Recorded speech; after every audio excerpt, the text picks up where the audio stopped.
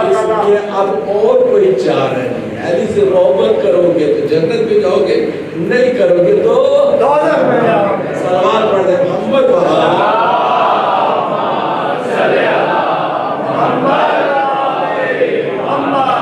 پھر محبت کیوں کریں؟ جنت میں جانے کے لیے, وہ تو جنت میں جانے کے لیے آپ کو نیکیاں بھی کرنی پڑتی ہیں, اچھا انسان بھی ہونا پڑتا ہے, انصاف کرنا پڑتا ہے, کسی پر تکلیف کسی کو دینی نہیں ہے. آپ کو ضروری ہے کہ آپ سب کا خیال رکھیں. آپ ظلم کر کے جنت میں جا نہیں سکتے, آپ کسی پر زیادتی کر کے جنت میں جا نہیں سکتے, ناانصافی کر کے جنت میں نہیں جا سکتے, ظلم و جبر کا ساتھ دے کر جنت میں نہیں جا سکتے. تو یہ جو محبت خالی کہتے ہیں ہاں اسی میں سب کچھ ہے. اب آپ کو میں صرف اشارے دے رہا ہوں کیونکہ بہت سارا میٹر ہے. میں کوشش کرتا ہوں کہ کم سے کم وقت میں میں نے عرض کیا کہ انسانی قدروں کو ہم بیان کرنے چلیں تو یہ دوسری قدر ہے ابھی, اور یہ بھی خود پورا ایک اشرہ چاہیے صرف محبت کے اوپر گفتگو کریں, ہے نا. تو اس لیے ہم چاہتے ہیں کہ خلاصہ کر کے صرف اشارے میں بات ہو. آپ اشارے تک پہنچ جائیں گے تو آپ کا نصیب, نہیں پہنچیں گے تو میرا نصیب کیوں ہے خالی اشارے ہی دیتا چلا گیا.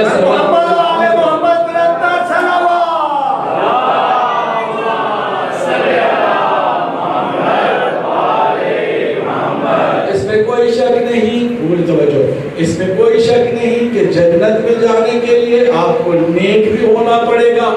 ظالم کا کبھی آپ ساتھ دے نہیں سکتے, مظلوم کے حامی رہنا پڑے گا, آپ کو انصاف سے کام لینا پڑے گا, آپ کو کسی سے زیادتی کسی پر زیادتی نہیں کرنی پڑے گی.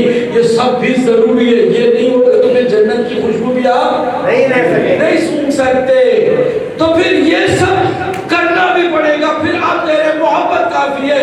تو جواب میں نے کیا عرض کیا, یہی تو بات ہے. اگر محبت سچی ہے تو اس میں سب کچھ ہے. محبت اگر سچی ہے تو اس میں کیا ہے, سب کچھ ہے. اب اس کی وضاحت چاہیے نا. اس کی وضاحت کیسے ہوگی میں آپ کی دیکھیں. ہر نیکی کو آپ پہلے سمجھیں, سمجھ کر کے اس کے فائدے جانیں اور پھر نیکی کریں. ہر برائی کو سمجھیں, اس کے نقصانات کو پرکھیں, پھر اسے چھوڑیں.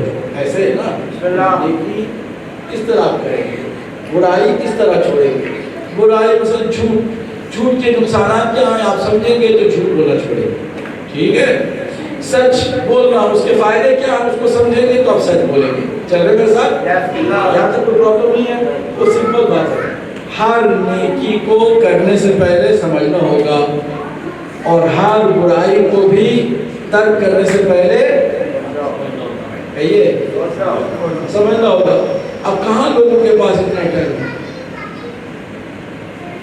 کہاں سے وہ ساری ایک چیز کو جا کے اسٹڈی کریں گے. ماشاءاللہ ماشاءاللہ. لوگوں کو اپنے پیٹ بھرنے کے لیے ہی ٹائم نہیں ہوتا. آج کل حالت یہ ہو گئی ہے کہ لوگ جو ہے کھانے کے لیے نا خود اپنا پیٹ بھرنے کے لیے بھی ٹائم نہیں ہے ان کے پاس. وہ کہتے ہیں سینڈوچ بنا دو, رستے میں چباتے ہوئے چلے جائیں گے. بیٹھ کے کھانے کے پاس کھانے کے لیے بھی ٹائم نہیں ہے. جب اپنے پیٹ بھرنے کے لیے ٹائم نہیں ہے تو کیا وہ کتابیں کھول کے ایک ایک چیز کو دیکھنے کی ضرورت ہے. وہ کیسے دیکھیں گے, کیسے ہوگا یہ. تو ایک راستہ ہے بڑا لمبا کہ ایک نیکی کو سمجھو, اسٹڈی کرو, پھر کرو. ایک برائی کو اسٹڈی کرو, پھر اس کو چھوڑو. تو یہ بہت لمبا راستہ ہے. نہ ہمارے پاس اتنا ٹائم ہے, نہ اتنی ساری ہمارے پاس عمر ہے, نہ ہمارے پاس صلاحیت ہے, نہ ہمارے پاس اتنی توانائی ہے. لیکن ایک شارٹ کٹ بھی ہے. کیا ہے, توجہ, بسم اللہ بسم اللہ. شارٹ کٹ کیا ہے؟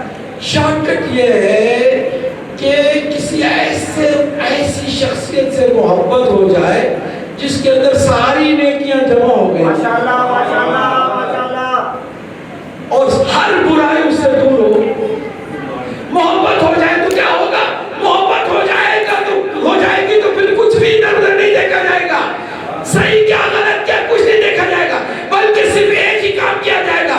میں علی سے محبت کرتا ہوں تو اب مجھے وہی کرنا ہوگا جو علی نے بتایا. محمد و آل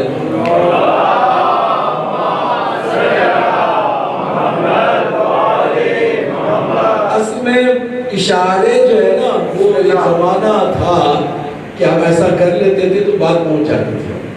ابھی مجھے لگتا ہے کہ اشارے سے کام نہیں چل رہا. مجھے کوئی مثال دینی پڑے گی. مثال دینی.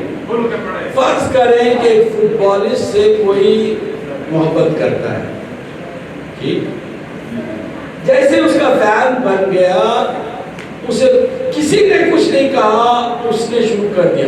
اس کا ہیئر سٹائل کیسا ہے, میں بھی اپنا اسی ہیئر سٹائل, ماشاءاللہ. وہ کون سے کپڑے پہنتا ہے, میں اسے اسی طرح کے کپڑے پہنوں گا. اس کے کپڑوں کا برانڈ کیا ہے, میں بھی اس کی برانڈ کو اپناؤں گا. وہ اس کی محبت کی وجہ سے, حالانکہ اس کو جس سے یہ محبت کرتا ہے یا اس کا جو فین ہے اس کو معلوم بھی نہیں ہے کہ یہ کیا کر رہا ہے پیچھے, مگر چونکہ محبت ہو گئی ہے تو کوشش کرتا ہے کہ اس کو کاپی کرے, اس کو فالو کرے, اس کی ہر چیز کو اپنانے کی کوشش کرے. ہم یہی تو کہتے ہیں مجلسوں میں بچوں کو لے آؤ, ہم علی کی محبت سمجھائیں گے, حسین کی محبت سمجھائیں گے, تاکہ ہمارے بچے بھی علی کو کاپی کرنا شروع کر دیں, علی کو فالو کرنا شروع کر دیں. وہی کریں جو علی چاہتا ہے اور وہ کام نہ کریں جو علی کو پسند نہیں ہے. اس طرح شارٹ کٹ آپ کو ملتا ہے. سلام پڑھو.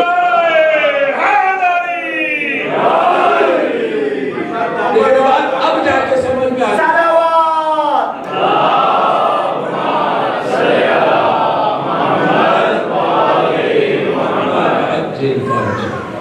یہ شارٹ کٹ ہے, اسی لیے ہم کہتے ہیں محبت پر زیادہ زور دو. ہمارے یہاں مسلمانوں میں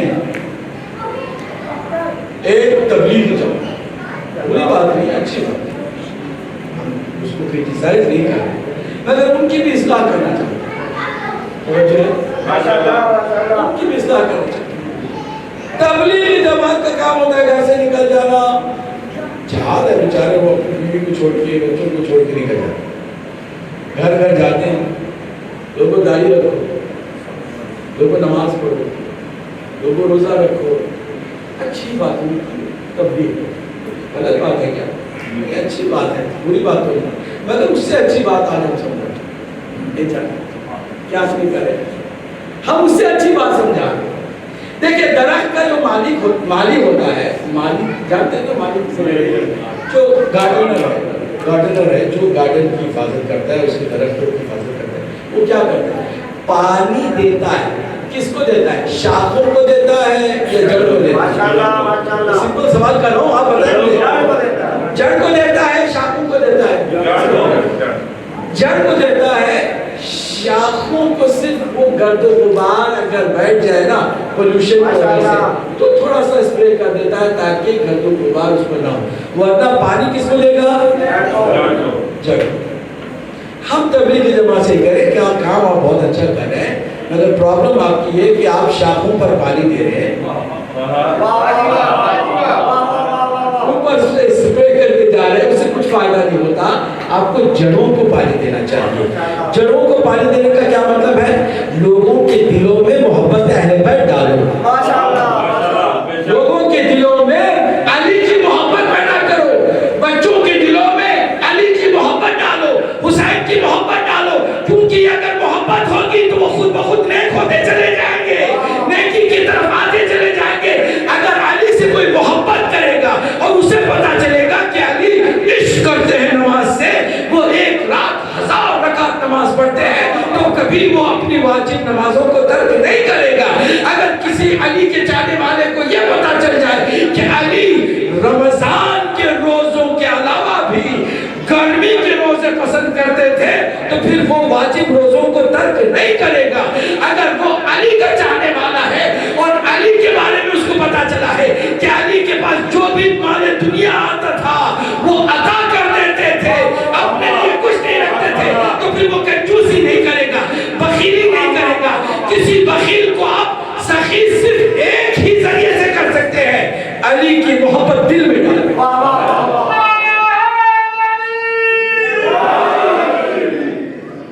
اس کے علاوہ اور کوئی راستہ نہیں. آپ لاکھ لیکچر جھاڑے اس کے اوپر, کوئی بھی کنجوس سخی نہیں ہو سکتا, کیونکہ کنجوس بے بخت ہوا کرتے ہیں. آپ کو پتا ہے یہاں پر لوگ آ کر کے کنجوسی سیکھتے نہیں ہیں. کسی یونیورسٹی میں سکھایا جاتا ہے کہ تم کو بخیلی کرنی ہے, کنجوسی کرنی ہے, اور سیکھنے کے بعد کوئی بخیل ہو جاتا ہے. نہیں, بائی برتھ وہ کنجوس پیدا ہوتا ہے, اور کچھ بائی برتھ سخی ہوتے ہیں. بچپن سے پتا چل جاتا ہے. جب آپ دیکھیں کہ کوئی ایک معمولی چاکلیٹ بھی کسی کو دینے کے لیے تیار نہیں ہے, وہ ایک اچھی کھیل کا سمجھنا کنجوس ہے. اور اگر آپ دیکھیں کچھ بچے ہیں جو ان کو دے دے اور پھر آپ مانگیں تو واپس وہ دے دیتے ہیں, یعنی اس کا مطلب ہے کہ فطری طور پر کیا ہے, صحیح ہے. تو آپ کو یہ جو ایٹیٹیوڈ ہے جو بائی برتھ ہے, اس کو بھی چینج کرنا ہے. تو علی سے محبت, علی سے محبت. مثلا کوئی ہر چیز سے ڈرنے والا بزدل, وہ بھی فطری طور پر ہے, بائی برتھ. کوئی نڈر ہے, بائی برتھ ہے. جو شجاع بہادر ہے, چیلنجز کو قبول کرتا ہے, فیس کرتا ہے, بائی برتھ وہ جو ہے وہ شجاع ہے. کچھ ہے بائی برتھ کیا ہے, بزدل, ڈر جاتا ہے. اب بزدلوں کو بھی اگر آپ بہادر بنانا چاہیں تو اور کوئی مشین نہیں ہے, کوئی کورس نہیں ہے, کسی ٹریننگ سینٹر میں جا کے ٹریننگ سے ایسا کچھ نہیں ہوتا ہے. آپ کو اس کے اندر بھی تبدیلی لانی ہو تو علی کی محبت اس کے دل میں. نہیں, میں کتنی بڑی بات کر کے آسانی سے, اور آپ نے آسانی سے سن لیا. میں نے کیا عرض کیا, حتیٰ کہ جو فطری بائی برتھ مسٹیکس ہیں, پرابلمس ہیں, اس کو بھی حل کرنا ہو تو علی کی محبت کا سہارا لینا. تو دل میں محبت آئے گی تو کنجوس سخی ہوگا, بزدل شجاع ہوگا. سنیں گے کیسے؟ میرے مولا علی علیہ السلام نے فرمایا, اور وہ بھی اپنے رب کی قسم کھا کے, والذی بنفسی والذی بیدہ نفسی, قسم ہے اس ذات کی جس کے قبضے قدرت میں میری جان ہے. سن لو کہ اللہ نے شجاعت مجھے اتنی عطا کی ہے, اتنی عطا کی ہے کہ میں اپنی شجاعت کا ایک ذرہ جدا کر کے دنیا کے سارے بزدلوں میں تقسیم کر دوں تو ہر بزدل شجاع ہو جائے.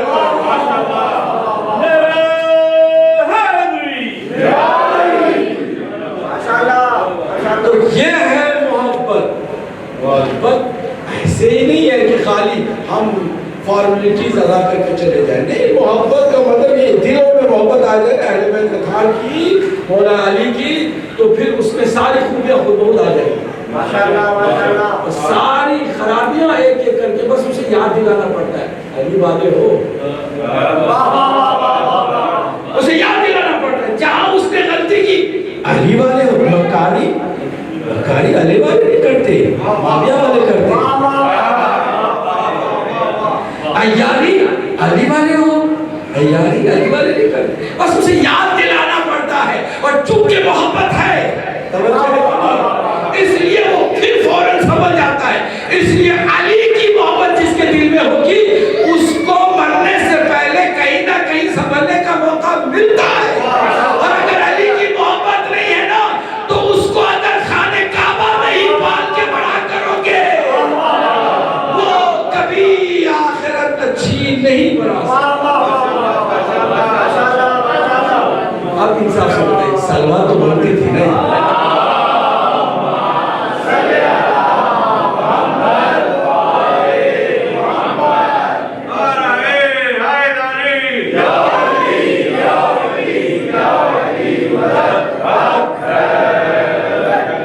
سنیے کتنی بڑی دولت ہے یہ, اس کا اندازہ نہیں مفت میں ملی ہے نا. اس لیے we take it so easy.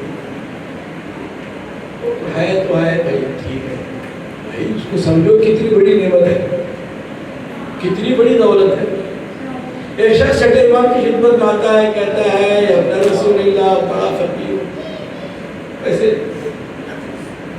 مسکین سمجھو کچھ بات, کہتا تم میرے پاس آ کے بھی جھوٹ بولتے ہو. کہا نہیں سچی, کوئی نہیں ہے میرے پاس, کوئی مال نہیں ہے. میں جانتا ہوں کہ آپ میرے دل کے راستے میں واقف ہیں, آپ اگر چاہیں تو میرے گھر کے بھی حالات اچھی طرح سے سمجھیں, واقعی پیسے نہیں ہیں میرے پاس. کہا کہ کبھی تم اپنے آپ کو فقیر اور مسکین نہ کہنا، کیونکہ تمہارے پاس جو دولت ہے وہ کسی کے پاس نہیں ہے۔ مولا مذاق کر رہے ہیں، میرے پاس کوئی دولت نہیں ہے۔ کہ اچھا تو پھر معاملہ کہہ لیتے ہیں، جو دولت تمہارے پاس ہے وہ دے دو، میں تم کو اس شہر کا امیر بنا دوں گا۔ You will be the richest person in this city. Are you ready to deal with me? جیت کر سکتے ہو؟ کہا مولا پھر میں حیران ہوں، آپ کیا فرما رہے ہیں؟ میرے پاس کوئی دولت نہیں ہے، آپ کیا بات کر رہے ہیں؟ کہا تمہارے دل میں کیا ہمارے لیے محبت نہیں ہے؟ کیا تم محبت ہماری دل میں نہیں رکھتے ہو؟ کہا یا رسول اللہ، آپ کی محبت کے بغیر تو ہم سانس بھی نہیں لیتے ہیں، محبت تو ہے۔ کہا پھر وہی تو سب سے بڑی دولت ہے، اس کو رکھتے ہوئے تم کبھی بھی فقیر اور غریب ہو نہیں سکتے ہو۔ ہم بار بار روتے ہیں، اپنا بھول جاتے ہیں کہ اللہ نے اتنی بڑی دولت ہمیں عطا کی۔ اب اس دولت کے پیچھے کون ہے جس کا احسان ہمارے اوپر ہے؟ کہتے ہیں ہماری خواتین بھی بہت زیادہ آئی ہیں اور آتی رہتی ہیں، اور مردوں سے زیادہ ان کا ہر جگہ ایسا تو یہاں پر بھی ہے، ٹھیک؟ تو میں ذرا اس کی طرف بھی توجہ دلانا چاہتا ہوں کہ یہ جو آپ کو مفت میں محبت مل گئی، یہ جو اس محبت کے بلبوتے پر آپ یہاں پر مجلس میں آ کے بیٹھ گئے، یہ جو محبت آپ کو نجات دلانے کا بہترین ذریعہ ایسے ہی عطا ہو گئی، محبت کہاں سے چلی، کہاں سے ملی آپ؟ کہتے ہیں کہ دو سورسز ہیں محبت کے، اہل بیت کی محبت کی بات کر رہا ہوں، علی اور اولاد علی کی محبت دل میں آتی ہے تو اس کی جو ریسورس ہے نا، دو سورس کیا ہے؟ دو۔ ایک باپ کی حلال کمائی، دوسرے ماں کی پاک دامنی۔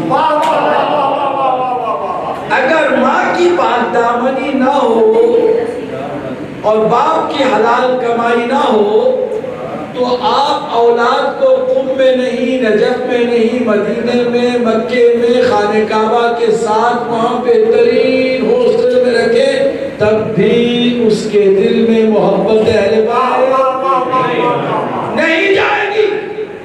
آپ کو محبت کہاں سے آئی اس پر بھی توجہ کرنی چاہیے۔ یہی وجہ ہے کہ چھٹے امام نے فرمایا جب بھی تم ہماری محبت کا احساس کرو تو اللہ کا شکر کے بعد کرنے کے بعد اپنی ماں کا شکر ادا کرو، اس لیے کہ تمہاری ماں نے تمہیں اس قابل بنایا۔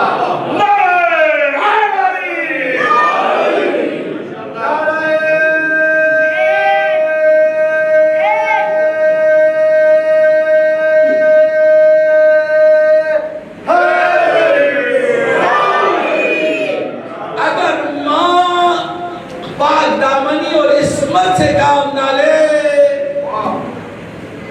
کچھ بھی آپ کر لے، بچے اس کے سر اٹھانے کے قابل نہیں، سر جھک جائے گا۔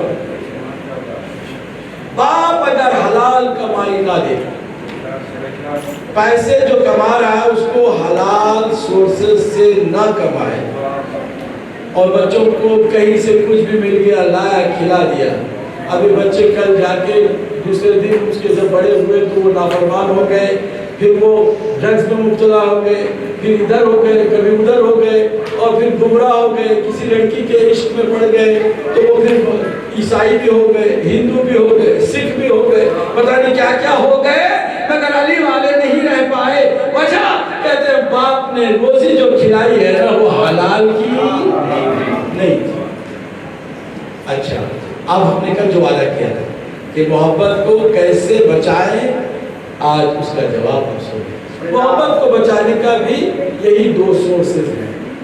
ایک، کوشش کریں کہ اپنی اولاد کو کوئی حرام لقمہ نہ دے، اور اپنی اہلیہ سے کہیں کہ اپنی عصمت و طہارت میں کمی نہ لائے۔ خواتین عصمت و طہارت اور حیا کے ساتھ زندگی بسر کریں، مرد حرام کمائی سے بچائے، اور بچوں کو دنیا میں آنے کا موقع دے. جو بچے اس طرح آتے ہیں وہ علی کی محبت سے سرشار دیتے ہیں, دلوں میں محبت ہو.